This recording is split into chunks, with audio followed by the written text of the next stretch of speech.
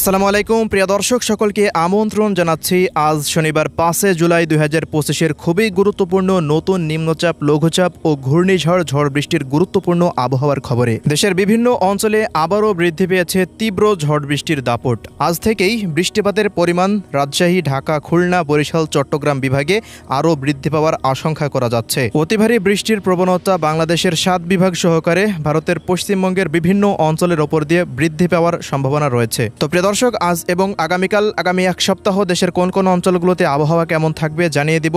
বিস্তারিত আপডেট থাকছে এই ভিডিওটিতে। কে কোন জেলা থেকে দেখছেন কমেন্ট করে জানিয়ে দিন। প্রতিনিয়ত আবহাওয়ার খবর পেতে আমাদের ইউটিউব চ্যানেলটিকে সাবস্ক্রাইব করে রাখুন। প্রিয় দর্শক, আমরা শুরুতেই এই মুহূর্তে চলে আসলাম মেঘলা মোডে। শুরুতে আমরা দেখব আজ সারাদিন এবং আগামীকাল থেকে শুরু করে আগামী এক সপ্তাহ পর্যন্ত দেশের কোন কোন অঞ্চলগুলোতে আকাশ মেঘলা থেকে মেঘাচ্ছন্ন হয়ে থাকতে পারে এবং রোদের পরিমাণটা কেমন থাকতে পারে সেটি একবার দেখে নেব। এর পরবর্তীতে চলে যাচ্ছি বৃষ্টিপাতের খবরে। তো আজকের সবশেষ আবহাওয়ার পূর্বাভাসে দেখা যাচ্ছে যে সমুদ্র অঞ্চলে ভারী বৃষ্টিবাহী মেঘ তৈরি হয়েছে, যা আস্তে আস্তে আরও বৃদ্ধি পাচ্ছে। এজন্য সমুদ্র অঞ্চল প্রায় উত্তাল হয়ে রয়েছে। এজন্য বাংলাদেশ আবহাওয়া দপ্তর থেকে 3 নম্বর সতর্ক সংকেত বহাল রাখা হয়েছে। এজন্য জেলেদেরকে গভীর সমুদ্র অঞ্চলে বিচরণ না করতে বলা হয়েছে।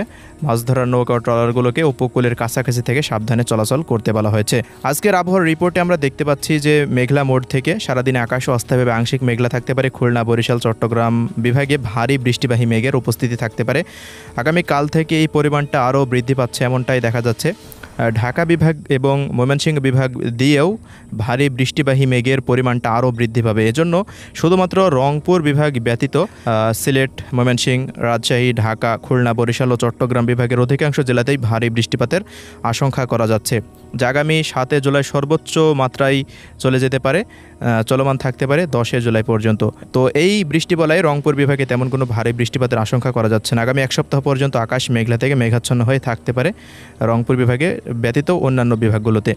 তো দেখুন পরবর্তী 24 ঘন্টার মধ্যে রাজশাহী, ময়মনসিংহ, ঢাকা, খুলনা, বরিশাল, চট্টগ্রাম বিভাগে বৃষ্টিপাত দেখাচ্ছে। তবে কুমিল্লা, ব্রাহ্মণবাড়িয়া অঞ্চলগুলোতে তেমন কোনো ভারী বৃষ্টিপাতের সম্ভাবনা দেখা যাচ্ছে না। ভারতের পশ্চিমবঙ্গেরও প্রত্যেকটা অঞ্চলে ভারী বৃষ্টিপাত, আসাম, মেঘালয়, ত্রিপুরাতেও।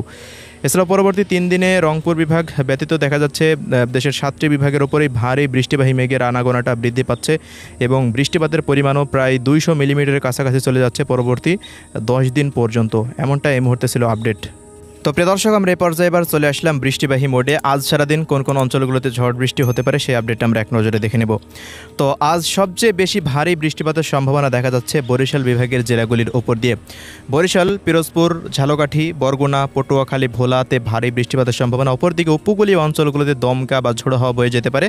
কলাপাড়া, পাথরঘাটা, চরফ্যাশন, লালমোহন, বুরহানুদ্দিন, হাতিয়া, কুয়াকাটা অঞ্চলগুলোতে সবচেয়ে বেশি ভারী বৃষ্টিপাতের আশঙ্কা করা যাচ্ছে আজ সারাদিন।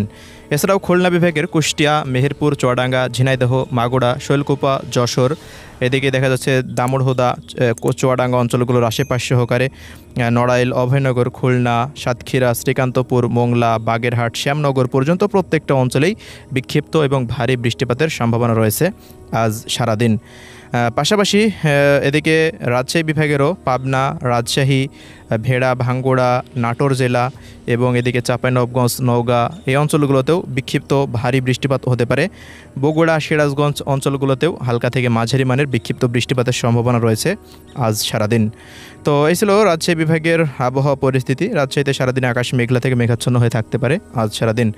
এছাড়া চট্টগ্রাম বিভাগের আবহাওয়ার রিপোর্টে দেখা যাচ্ছে ফেনী বা নোয়াখালী জেলা থেকে দিকে দীঘিনালা, লংগদু, এরপর রয়েছে খাগড়াছড়ি, সাজেক, চট্টগ্রাম শহর, হাটহাজারি, ফটিকছড়ি, বিলাইছড়ি, রাজস্থলী, রাওয়ানছড়ি এই অঞ্চলগুলো সহকারে এদিকে কক্সবাজার, বান্দরবন, টেকনাফ, মহেশখালী প্রত্যেকটা অঞ্চলে অতি ভারী বর্ষণের সতর্কতা রয়েছে আজ সারাদিন।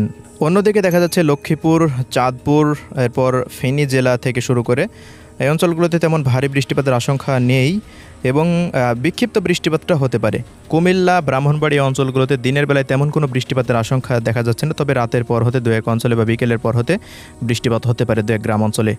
আজকে ঢাকার আবহাওয়ার রিপোর্টে দেখা যাচ্ছে শরীয়তপুর, মাদারীপুর, গোপালগঞ্জ অঞ্চলগুলো এবং ফরিদপুর, রাজবাড়ী, মানিকগঞ্জের বিভিন্ন জায়গার উপর দিয়ে মাঝারি বা বিক্ষিপ্ত ভারী বৃষ্টিপাত হতে পারে।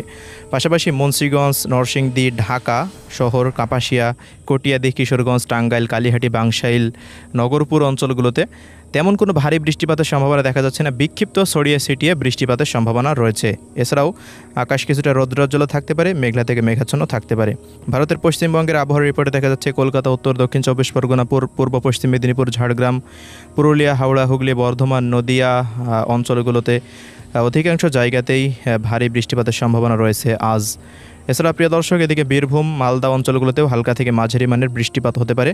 তবে উত্তর ও দক্ষিণ দিনাজপুর থেকে তেমন কোনো বৃষ্টিপাতের সম্ভাবনা দেখা যাচ্ছে না।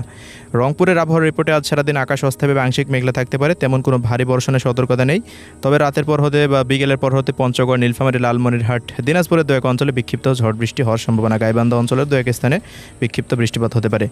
উত্তরবঙ্গে দার্জিলিং, জলপাইগুড়ি, আলিপুরদুয়ার, কোচবিহার, কালিম্পংয়েও হালকা মাঝারি বৃষ্টিপাত হতে পারে। পাশাপাশি এদিকে ময়মনসিংহ বিভাগের শেরপুর, জামালপুর, নেত্রকোনা, ময়মনসিংহ, এদিকে সিলেট, সুনামগঞ্জ, মৌলভীবাজার, হবিগঞ্জ জেলারও দু এক স্থানে বিক্ষিপ্ত বজ্রসহ বৃষ্টিপাতের আশঙ্কা করা যাচ্ছে। তবে তেমন কোনো ভারী বৃষ্টিপাতের সম্ভাবনা দেখা যাচ্ছে না। ত্রিপুরা রাজ্যেও দু এক অঞ্চলে বৃষ্টিপাত হতে পারে আজ।